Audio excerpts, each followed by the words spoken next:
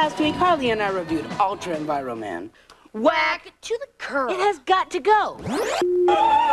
So today, we're gonna take a look at Battletoads. Rocket! That it is. I mean, they got Psycho Pigs and Turbo Thwacking. And with kick fighting, surfing, babe saving. Wait, I'm sorry, did you say babe saving? Well, now I'm sold. Developed by Rare in 1991, Battletoads is very much a product of its era, a microcosm of early 90s cool.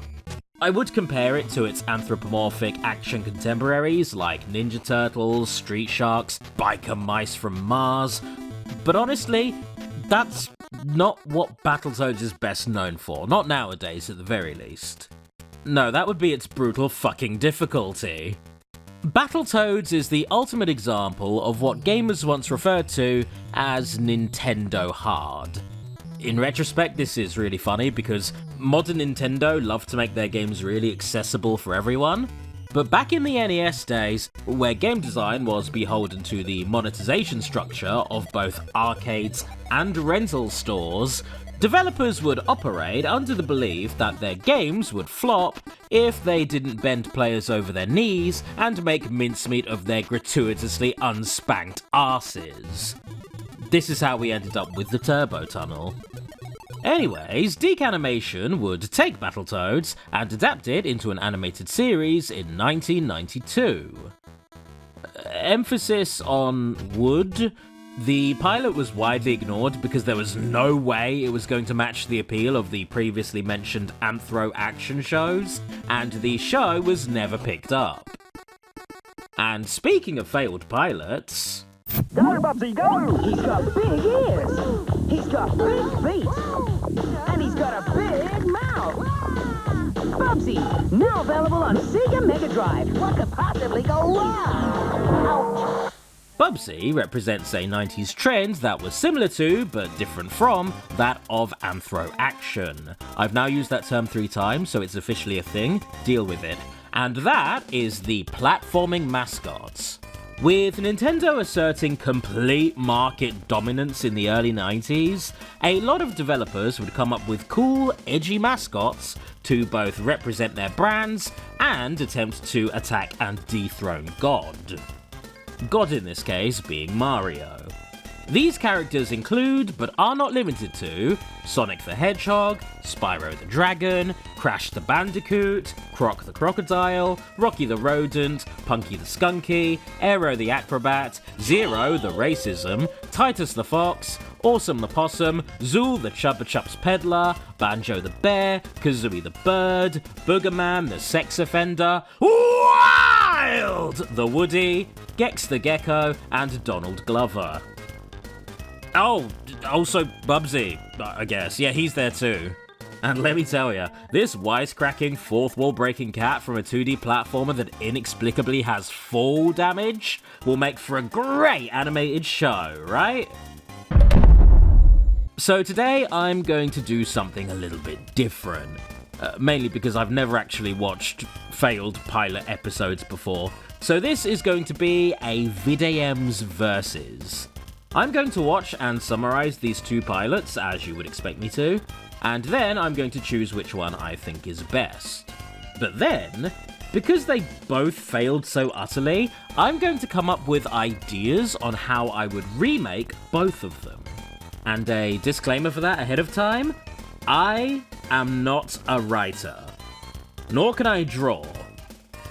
I'm an ideas guy at best. I mean, obviously I'm a fucking voice actor, don't get me wrong on that one, but that's not going to be relevant here. Let's move on.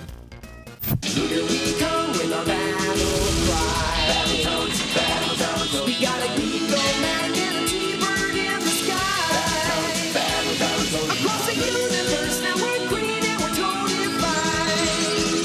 Battletoads begins before the events of the game, with Princess Angelica and Professor T-Bird escaping the pursuit of the tyrannical Dark Queen, before suddenly and inexplicably cutting to a high school setting. Morgan Ziegler, Dave Sharr, George Pye. You three are the biggest losers in the history of Waldo P. Oxnard Junior High. The first thing I think is actually kind of interesting about this show is that it feels like an unintentional period piece. Stay with me on this one. Due to the strict animation budget, old-fashioned art style, stock characters, and, pink Cadillac, Battletoads seems to be asking the question, what would an early 90s anthro action show look like if it were made by Hanna-Barbera in the 60s? I genuinely can't tell if this was by design, but I'm actually quite endeared with the end result.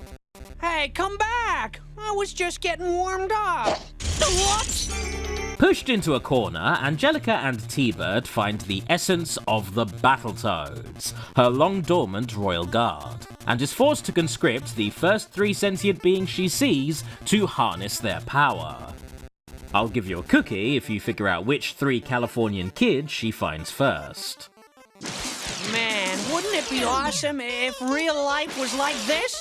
Battling alien monsters, warping between the galaxies. Okay, the existence of both the PCs and this arcade machine have already ruined my headcanon that this is set in the mid-1900s, so, you know what, I might steal that idea for myself, we'll see. We are interstellar travelers seeking sanctuary on your remote planet. This is the Princess Angelica. If she is not protected, the entire Mans don't give a fuck.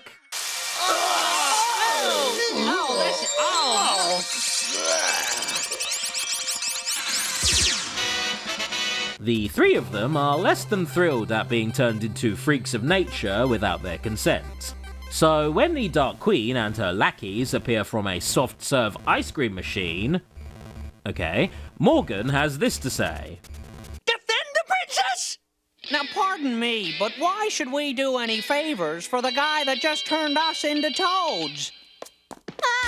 Help! Babe saving alert! This is not a drill. A babe needs saving. Jeff warned us about this.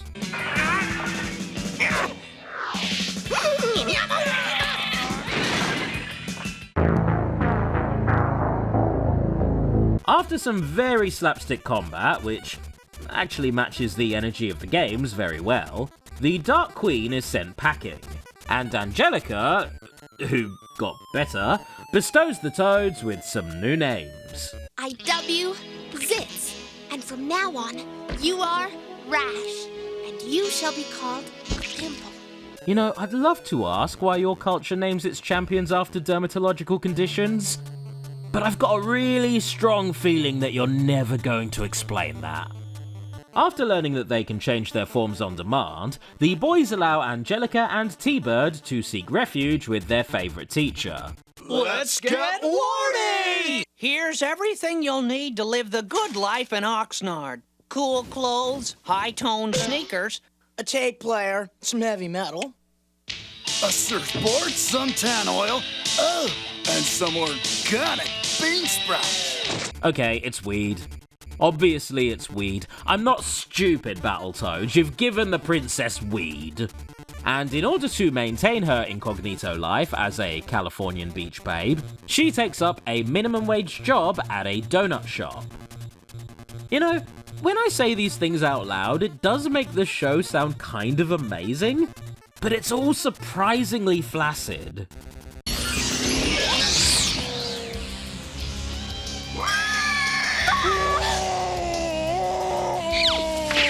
So at this point, I felt like the show had settled into its status quo.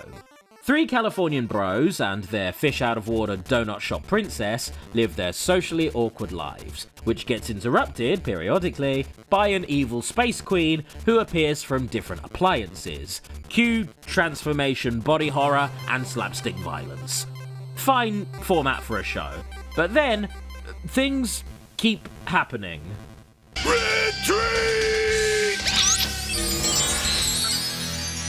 The villains retreat to space, the Toads hop into the now spacefaring Cadillac with T-Bird, they fly into the deep reaches of space, and they recreate the final level of the game in order to save the princess. And instead of killing the queen outright, they just blow her home to fuck. No!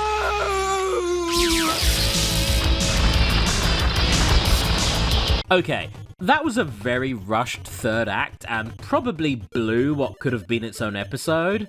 But hey, with only 4 minutes left of this 21-minute pilot, I assume we can now enjoy a bit of downtime with the— Destroy them with the whipsaw. Okay. So, completely scrapping any notion of the boys living a secret double life, they reveal themselves as the Battletoads to their principals and peers, and then California itself is attacked by the Dark Queen, piloting a giant saw blade. I, the Dark Queen, shall now destroy your planet! In that? Bitch, that's gonna take you a while. I hope you brought snacks. The Toads then drill their way into the ship and fuck her up effortlessly. Because of course they do, there are only 2 minutes left remaining of this episode. And when I say fuck her up, I mean that she tries to shoot them, misses, and blows the ship up from the inside because its impracticality is matched only by its incredible fragility.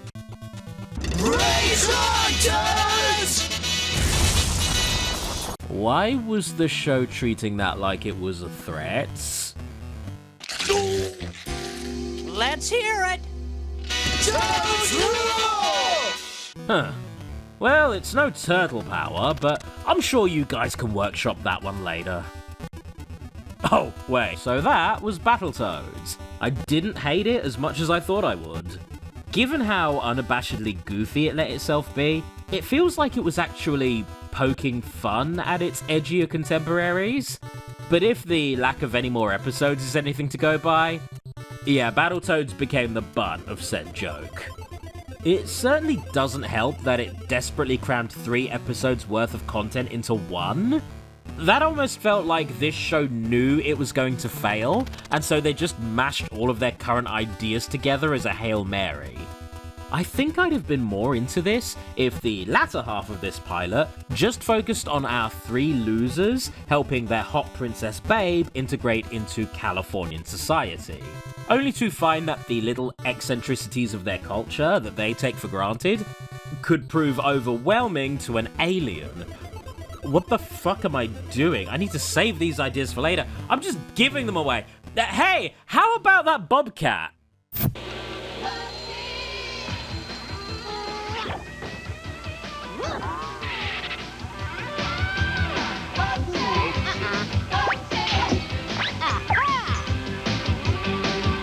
What could possibly go wrong?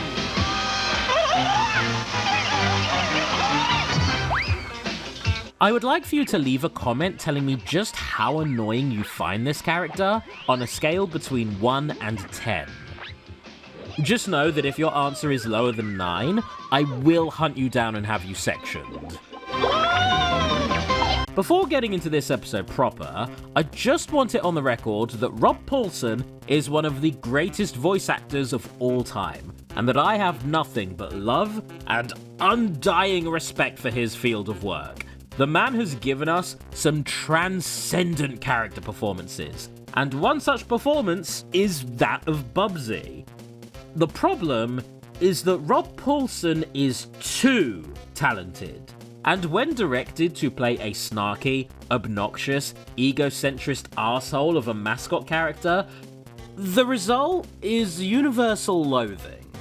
Most people hate Bubsy, and this is not a hot take. I'm not going to get any flack for saying this, I don't think I will anyway. Even Accolade, the creators of Bubsy, are cited as having hated him, which is borderline impressive.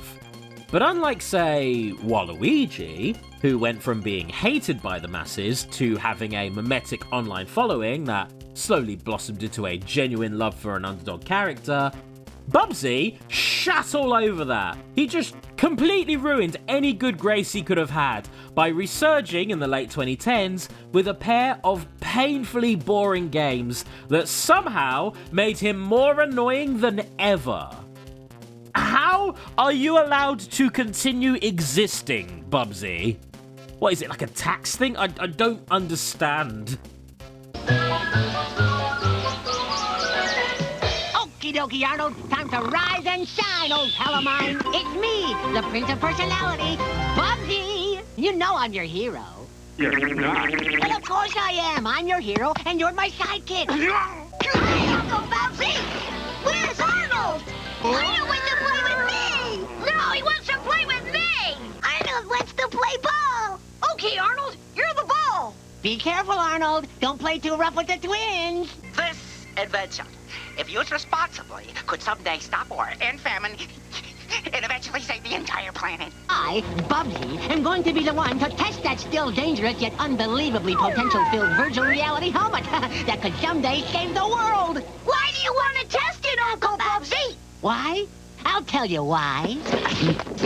Because I am brave. Because I crave adventure. And because I'm a hero, for crying out loud. And if that's a crime, then book me. Yay, Bubsy, yay! Hey, what could possibly go wrong? If I could get my paws on that helmet, I could finally live the lifestyle that I deserve. Buzz! Sid, come hit it once! Present. Sorry. Oops. I'm ready for the gusto. Let's power up, babe. Oh, boy. I'll think of something that really blows my hair back, because I want to fly. Oh, boy! Let's play with the rat and the turkey. I'm not a turkey. I'm a buzzard. A majestic bird of prey. Okay, so, turkey, you want to go on a roller coaster with us? What can possibly go wrong? That's what. Terrence! Teresa! Come down here this minute! Did you hear Uncle Bubsy? If you had lost that helmet to the turkey and the rat, you could have easily destroyed the world. But it's our birthday! What could possibly go wrong? What could possibly go wrong? What could possibly go wrong? I'm a catastrophic, cataclysmic boom cat. Hey, stop there! Oh, sorry, Arnold. I thought you were a wrench. I know. You don't understand, Arnie. No? Yes. Yes. Oh, yes. I like it. Woo, what a rush. I think I saw Elvis. Well, Arnie, old pal. Oh. It just goes to show you. You gotta live on the edge. You gotta go for the gusto. You gotta be a hero for crying out loud. I don't know about you, Arnold, but the thought of our next adventure already has me tingling with excitement. Well, that's the funniest joke you've made all day. And that was the Bubsy cartoon, Battletoads Wins. So I now want to... Oh, heck, I was meant to commentate over that, wasn't I? Sorry, I just... You know, I heard Bubsy call himself the Prince of Personality, and the red mist just descended.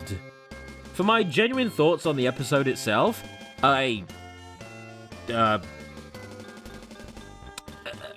thick cat lady? Nah, I'm just gonna give myself a pass. I'm allowed to do that now. Let's get creative. My first major decision when coming up with an adaptation is the show's overall format, i.e. whether it would be live action or animated. And while a live action Battletoads did knock around in my head for a good while, their cartoonish nature, from their over-the-top expressions to their body morphing to their Looney Tunes approach to combat, all of that lends itself really well to 2D animation. And luckily enough, the 2020's Battletoads reboot game, which I think is kind of underrated, features an animation style that I think would be a perfect fit. Like 1-to-1, this would work. Let go, Pimple! You're not punching a baby. But it's ugly! Drop the ugly baby! Don't really drop it though, just set it down gently. So with that sorted, next is the target audience. With any modern reimagining of an old game property, I understand that there's always a temptation to just backload it with swear words, say that it's grown up with its original player base, and call it a day. And yeah, that's fine sometimes, don't get me wrong. But we have to look at what Battletoads is at its core. It's an irreverent, mildly edgy space romp with some gross-out humour for colour. This property feels like it's made for teenagers, and an animated adaptation of it should reflect that. I'm thinking Futurama levels of crude, but nothing more. Suck my frigging butt, you backstabbing punks! Chug my dump truck, you stinky wimps! Beep, beep, garbage butt backing up! Now for the setting and overall story, before I move on to improving a plot synopsis. And I was torn on this one. Would it be worth keeping the characters as teens who turn into Battletoads while guarding an undercover space princess? Or would I scrap the human counterparts altogether and just have this be a full-on alien adventure like the original game and 2020 reboots? Well, before I could write off Morgan, Dave and George, I decided to look into them, and what I learned genuinely shocked me. They were not original creations for the show, but rather appeared as the protagonists of a Nintendo Power Battletoads prequel comic. A comic which featured them not as Californian schoolers, but as game testers for an in-universe Battletoads VR game that would bleed into reality. And interestingly, this backstory was later canonized into the main series, so it's kind of the perfect font for inspiration. I don't know why they didn't just adapt this directly for the original show, but goddammit, I'm taking this and running with it. So, if I may, let me talk you through my reimagining of Battletoads. No script, off the dome. Okay, so my idea for Battletoads would begin with a recreation of the first 3 levels from the NES game. Which is to say, you'd start with a radio call from Professor T-Bird stating that Pimple and Princess Angelica have been kidnapped by the Dark Queen. So, Zitz and Rash would be rappelled down into Ragnarok's Canyon, and they would start rushing through it in order to stage their rescue mission.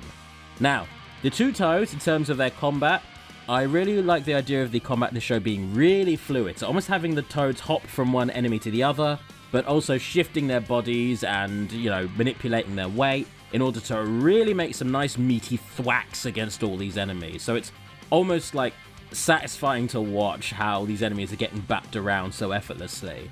And interestingly, at one point, one of the enemies, let's just say some little ratty monster, says something like, "We're not afraid of you, Battletoads." But in response, Zitz and Rash would perfectly mimic, almost mockingly, this rat at the same time that the rat is speaking, giving the impression to a more observant viewer that these Toads have been through this before because somehow they knew what the rat was going to say. Little hint to what's about to come up. Anyway, they power through the canyon, and then instead of rappelling down the wiki hole, they just dive right into it. And I'd like for this freefall moment to be a fun little scene that really shows how resourceful the Toads are as they fling themselves off of enemies, kick themselves off of walls, shift their bodies, and pull all kinds of fun little stunts to help them fall down the level without actually taking any damage, despite the immense distance they've fallen. They would then fall into level 3, the Turbo Tunnel. All of this would be in the span of like 2 minutes. And they land on their hoverbikes and they rush off. Rash has absolutely no issues at all. He just weaves in and out of the walls and jumps over the ramps, no matter how hard they seem to be. But Zitz has a bit more of a problem with it. He doesn't keep up quite as well. So you start to notice that he's visibly kind of strained and he's a little bit nervous. And at one point, his bike takes a big scratch. He starts to lose control of it. And then you cut very briefly to his first-person view as he flies right into a wall, and as he collides with it, the screen will cut to black and then to static. At this point, it would become very clear that this is all just a simulation. This is a game, as you then hear Morgan angrily complaining, "How am I meant to test for bugs if I can't even reach the end of a level?" Only for Dave to start chuckling and say, "Skill issue, bro. Why don't you get good?" Morgan would then pull off his VR helmet, revealing that him and Dave are a pair of game testers, and unlike the Nintendo Power comic where game testers are in this big beautiful facility and have a massive cheering audience, very idealized, this is a more realistic game testing environment, so it's a fairly decently sized office, but the most notable thing about it, aside from all the technology and the controllers and everything scattered everywhere, is the sheer amount of paperwork and just like loose files and documents, reports that they've had to write and send off, and on top of that, there's a couple of pizza boxes because the two of them have probably had to do a couple of overtime shifts and so have just ordered food in instead of going home to eat. These guys are underpaid and overworked, i.e. game testers, so we get a little bit of banter between the two of them, as it's just the two of them on shift at the moment. Their friend George isn't coming in until the evening. As George, I've decided, is a family man. He's got a wife and kid to look after. He can't spend all day working on games. He's a part-timer. So the two of them have a good bit of banter that establishes their characters. And in terms of their characters, I want them to be really similar to how they are in the 2020 game, because I feel like that game wrote the Toads really well, made them all really stand out. And I like the idea of that, albeit maybe toned down a little bit because they are just regular humans in this setting. For this first episode, you would just be watching Morgan and Dave, who are both about to clock out before George comes in, only for their boss to turn up. Their boss, Silas Volkmeyer, or Mr. Volkmeyer, a very decrepit, creepy, imposing, very obvious villain, but he is their boss at the end of the day. He is the lead programmer on the game that they're working on. They have to answer to him. So he comes in and tells them in no uncertain terms, well, he dances around it, but it's very clear what he means, that George is not coming in today. He is on an extended vacation with his family, so the other two have to stay and do overtime. Again, they don't have to, but if they don't, it's very, very clear that their jobs are on the line and they are considered expendable. So the two of them begrudgingly stay back. Dave kicks off a little bit, as is his nature, and Morgan quickly tells him to shut the fuck up, else he's going to lose them both their jobs. So Silas Volkmeyer eventually leaves the two of them alone with the VR system and really urges them to test level 11, a level which apparently is very, very glitchy for co-op play. Fun little nod to the actual original Battletoads game. And so the two of them are left to hook themselves back into the VR, and you get to watch them ride around on the Klinger Wingers. So, back as Battletoads, they're flying through the Battletoad world, riding on these cool bikes, and you get this nice fun scene of them rushing around, but the scene begins to repeat itself over and over, and it becomes very clear that while this is a fun, cool, action-packed romp, it is their day jobs, and they are being forced to crunch right now, and the monotony of what they're doing begins to hammer home quite hard as you're watching the repeated footage over and over of them riding around the bikes and the Toads looking less enthusiastic with each rush around. But before the audience can actually get a bit bored, the two players / Toads begin to notice that the game is getting a little creepypasta on them, for lack of a better term, as the game is becoming self-aware and begins to start speaking to them directly.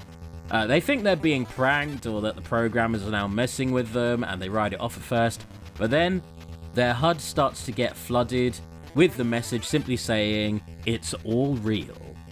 And at this point they start to get a little bit concerned.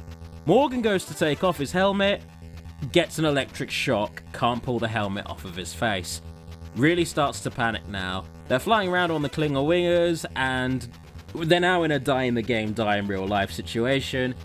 So what they do is they take a harsh detour to pull themselves out of bounds, away from the actual level structure, and into what is functionally a digital wasteland that is rendering itself around them, as they're breaking away from the intended gameplay experience. And once they're out there, they're going to notice a ton of enemies just surrounding them, Pimple, the Battletoad, and the Dark Queen. And the Dark Queen will begin to talk to them. "Ah, Battletoads, I see you're here to collect your friend. George, was it?" The two Toads will instinctively go to attack her at this point.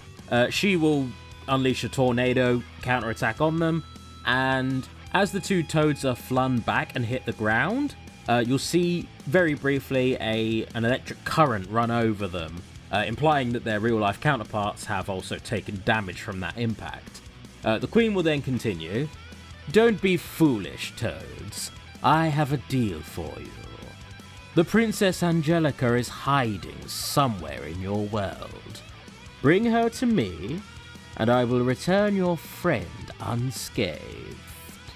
Don't disappoint me." At this point, the two of them are essentially kicked from their session, the VR helmets flying off of their faces, and you'll notice in this brief instance before they get up, freak out, and go to run away, that the two lads are in very real physical distress, having taken real scuffs, bruises, and injuries that their Toad counterparts had taken. So, really cementing the die in real life kind of situation. Anyway, the two of them do manage to get out of there, just wanting to evacuate their workspace, regardless of if it costs them their jobs. And you'll notice as they leave that in the dark corner of the room, Silas is simply standing and watching. And he muses to himself, resilient, aren't they? I can see why you're so interested in them, Evelyn. A little crumb of intrigue to leave us with before we cut to the two lads outside of their workplace. The two of them have a very brief discussion about what the hell to do. They realise that they can't feasibly explain to anyone that their friend is being held hostage in a digital realm. That's not really going to fly with any kind of authority. So the two of them simply have to find the princess that was mentioned in order to have a hope of saving their friend. Dave insists that this has to just be an elaborate prank, but it's around this time Morgan receives a text message from Mrs. Pye, George's wife, who asks if they've seen her husband, making it clear to them that their friend is not on vacation and is very much trapped within this gamescape. So the episode would end with the two of them splitting off. Morgan in particular would be so very rattled still that he would try and take his mind off things by going to get something to eat. On the way back, he passes by an American diner, heads inside, and notices, by a stand full of donuts, a very familiar face, that of Princess Angelica, trying to blend into real life. And that brings us to the end of my reimagined Battletoads, which would essentially, if you really boil it down to the bare knob of its meaning, be an exploration of crunch culture and the struggles of maintaining a healthy work-life balance, albeit through the lens of a, Sailor Moon-esque double life adventure where you have these normal everyday guys who can go into this fantasy world and have Battletoad adventures, but when one starts to bleed into the other and vice versa, shit gets very, very messy.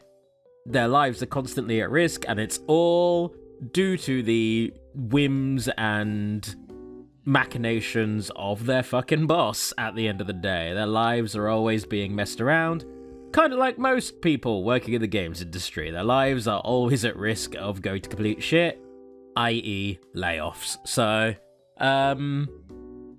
let's move on to Bubsy. Do y'all remember when I first watched Final Fantasy The Spirits Within? And I realised that the setting and overall premise of said film was pretty much one-to-one with a tabletop setting that I'd created myself, making me feel painfully uncreative.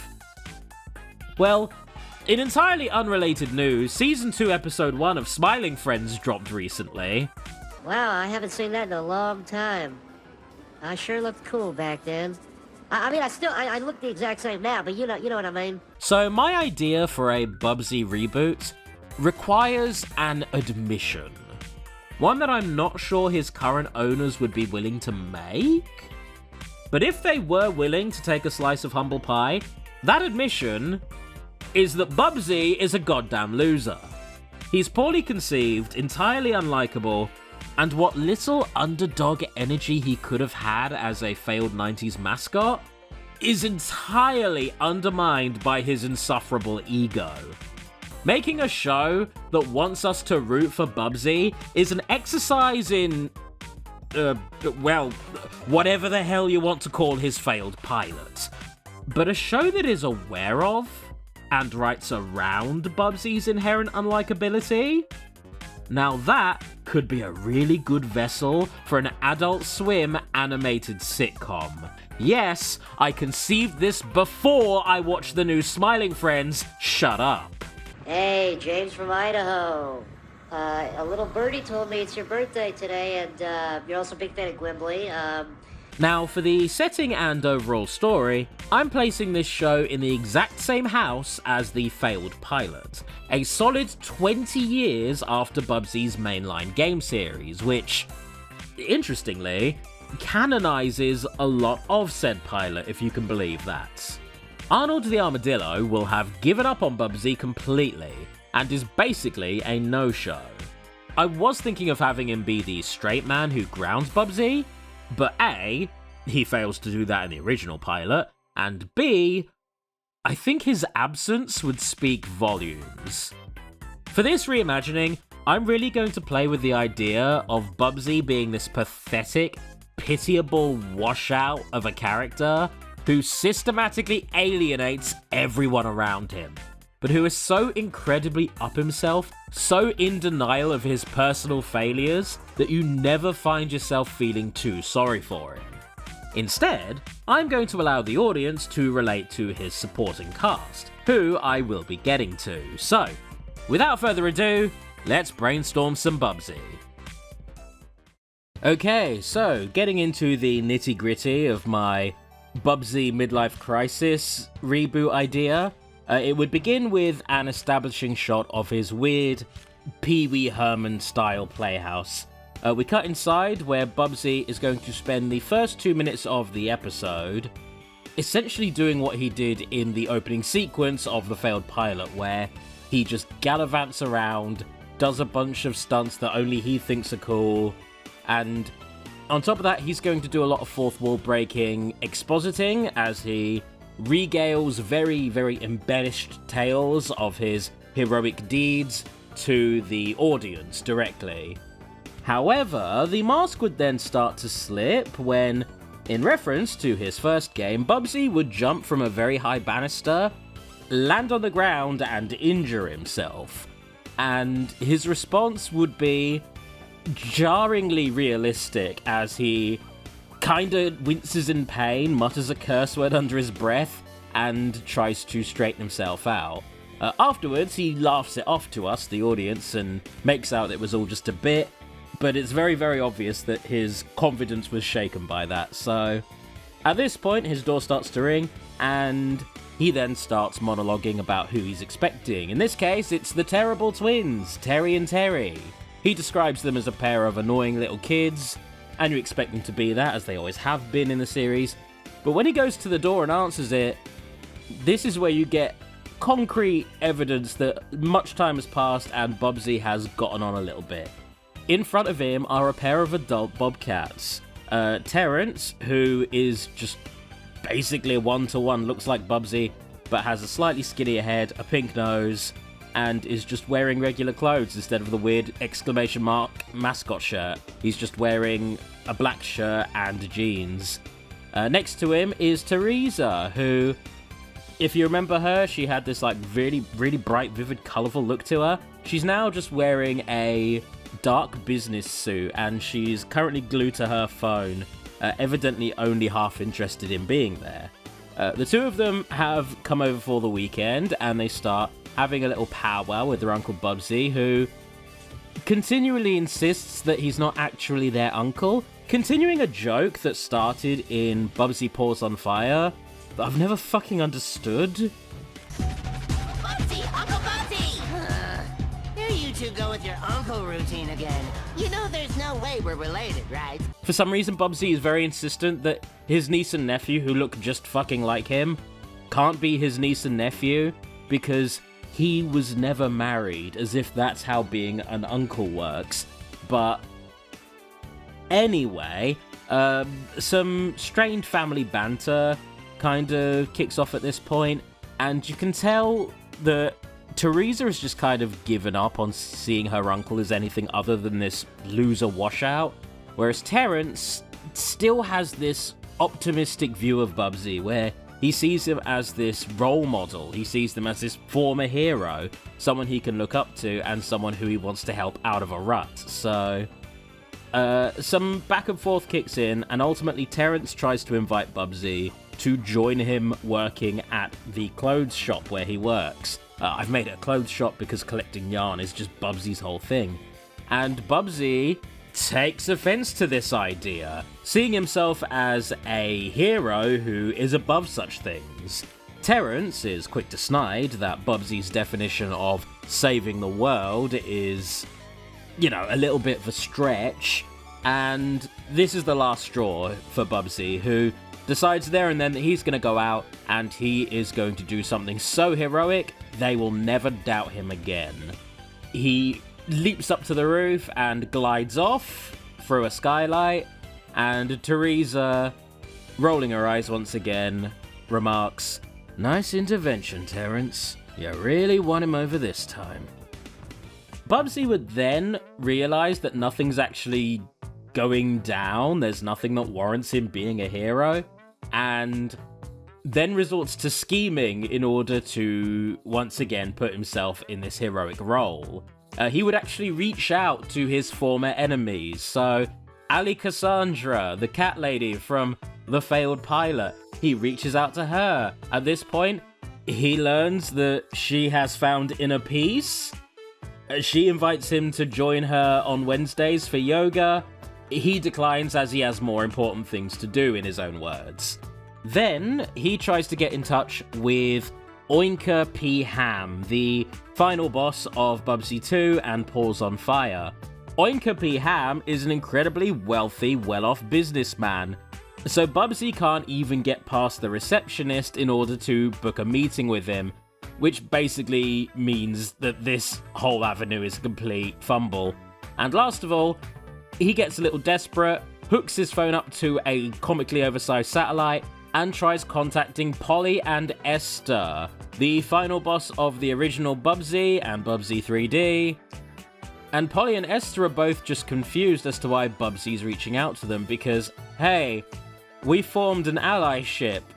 I thought we were cool now. Why are you trying to get us to turn on you?